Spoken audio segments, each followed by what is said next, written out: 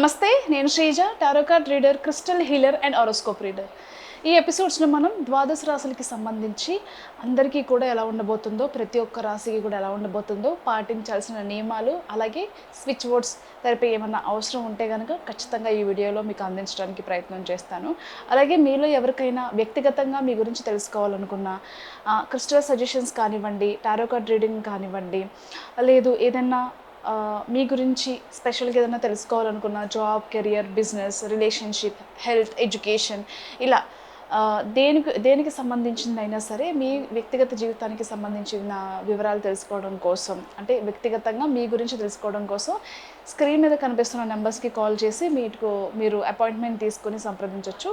అలాగే ఎవరికైనా సరే స్పిరిచువల్ కోర్సెస్ నేర్చుకోవాలనే ఇంట్రెస్ట్ ఉంటే, for example tarot card reading కానివ్వండి, క్రిస్టల్ హీలింగ్ కానివ్వండి, లెర్నింగ్ అబౌట్ క్రిస్టల్స్ కానివ్వండి, హారోస్కోప్ రీడింగ్ కానివ్వండి, చక్ర హీలింగ్ కానివ్వండి, స్విచ్ వర్డ్ థెరపీ కానివ్వండి, ఇలా ఈ కోర్సెస్లో ఎవరికి ఇంట్రెస్ట్ ఉన్నా సరే క్లాసెస్కి సంబంధించిన డౌట్స్ అన్నీ క్లియర్ చేసుకుని క్లాసెస్కి రిజిస్ట్రేషన్ చేసుకోవచ్చు. అలాగే మీ అందరికీ తెలిసిందే, స్టేరీ యానిమల్స్ని ఎక్కడ కాపాడుతూ ఉండండి. ఎక్కడైనా సరే అవి ఫిజికల్గా కానీ మెంటల్గా కానీ అబ్యూసింగ్కి గురవుతుంటే, అలాగే జంతు బలిని కూడా ఆపాలని చెప్పి నేను మనస్ఫూర్తిగా కోరుకుంటున్నాను. మీలో కూడా మంచి మార్పు రావాలని చెప్పి, అందులో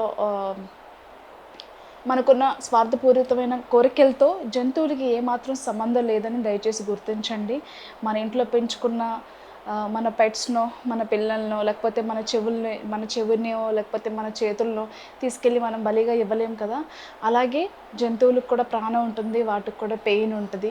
సేమ్ ప్రాసెస్ అంతా కూడా. దయచేసి జంతువులను బలిచ్చే ప్రయత్నం అయితే చేయకండి. దానికి వేరే మార్గాలు ఉన్నాయి, దయచేసి అవి అనుసరించండి. Thank you so much. ఈ ప్రెడిక్షన్స్ వచ్చేసి మనకి ఆగస్ట్ 17వ తారీఖు నుంచి 22వ తారీఖు వరకు వర్తిస్తాయి. సింహరాశి టారో కార్డ్ ప్రెడిక్షన్స్ చూద్దాము. సింహరాశి వాళ్ళు ఈ వీక్లో చాలా అంటే చాలా జాగ్రత్తగా ఉండాలి.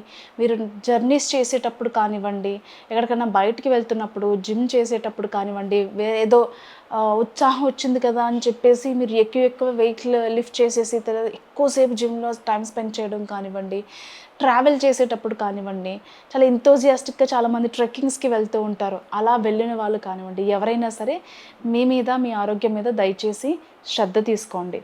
ఓకే. అలాగే ఫినాన్షియల్గా కూడా చాలా ఇబ్బందులు ఎదురయ్యే అవకాశం కనిపిస్తుంది. ఫర్ ఎగ్జాంపుల్, మీ దగ్గర డబ్బు ఉందని అనుకుందాం, కానీ అది చాలా ఎమర్జెన్సీ వర్క్ కావాలి. ఫర్ ఎగ్జాంపుల్ ఇన్వెస్ట్మెంట్స్కో, రీస్టాక్ చేసుకోవడానికో, లేదు ఏదైనా ఇంపార్టెంట్ వర్క్కి ఖర్చు పెట్టాలి అనుకునే అమౌంట్ అన్నెసెసరీగా అనుకోని ఖర్చు వచ్చి ఆ డబ్బంతా ఖర్చు అయ్యే అవకాశం కనిపిస్తుంది. కాబట్టి అలాంటి ఖర్చులు ఏం వస్తాయి అని చెప్పేసి కొంచెం జాగ్రత్తగా ఉండి మీ దగ్గర డబ్బు ఉంచుకునే ప్రయత్నమే చేయండి. అలాగే ఉన్న ఇబ్బందుల నుంచి ఎలా బయటపడాలో తెలియక, అసలు డబ్బు ఎవరిని అడగాలో తెలియక మీలో మీరే చాలా ఇబ్బంది పడిపోతూ ఉంటారు. దయచేసి ఇక్కడ ఒక విషయం గమనించండి.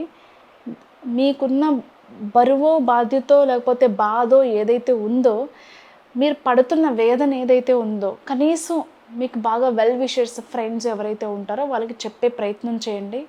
మీరు ఒంటరిగా అయితే లేరు. ఖచ్చితంగా మీరు ఒకరి సహాయం తీసుకుంటే దాని నుంచి అయితే బయటపడతారు. అలా చేసేవాళ్ళు ఎవరున్నారో ఒకసారి ఆలోచించి మీకున్న ప్రాబ్లమ్ని చెప్పే ప్రయత్నం చేయండి.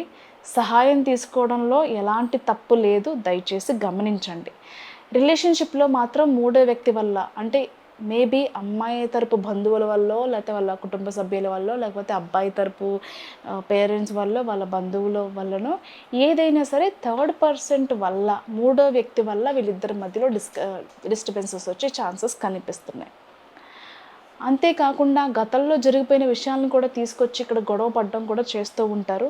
హార్ట్ బ్రేక్ అయ్యే ఛాన్సెస్ కనిపిస్తున్నాయి. ఎంతైనా భరిస్తాం, కానీ వీళ్ళు నా సెల్ఫ్ రెస్పెక్ట్ దెబ్బతినేలాగా మాట్లాడడం అనేది నాకు నచ్చట్లేదు, ఇంకా వీళ్ళతో ఉండకూడదు అనే విధంగా మీరు డెసిషన్ తీసుకునే అవకాశం కనిపిస్తుంది. కొంచెం జాగ్రత్తగా ఉండండి ఈ వీక్. డబ్బు పరంగా, రిలేషన్ పరంగా, అన్ని విధాలుగా కూడా చాలా జాగ్రత్తగా ఉండాల్సిన టైము. ఆరోగ్యాన్ని కూడా చాలా జాగ్రత్తగా కాపాడుకోండి. ఆరోగ్యం దెబ్బతినే అవకాశం కనిపిస్తుంది.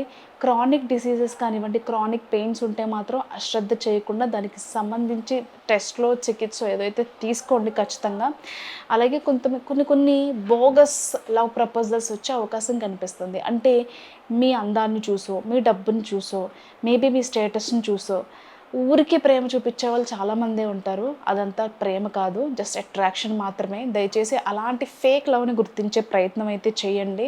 అలాగే అంటే కుటుంబ సభ్యుల వల్లో, ఫ్రెండ్స్ వల్లో, వెల్ విషెస్ వల్లో, లేకపోతే మీ భర్తనో, మీ భార్యనో, లేకపోతే మీ గర్ల్ ఫ్రెండ్‌నో, బాయ్ ఫ్రెండ్‌నో వేరే వాళ్ళు అతిగా ఇష్టపడే ప్రాసెస్‌లో వాళ్ళ మీద ఎక్కువ ఇంట్రెస్ట్ చూపిస్తారు వీళ్ళు.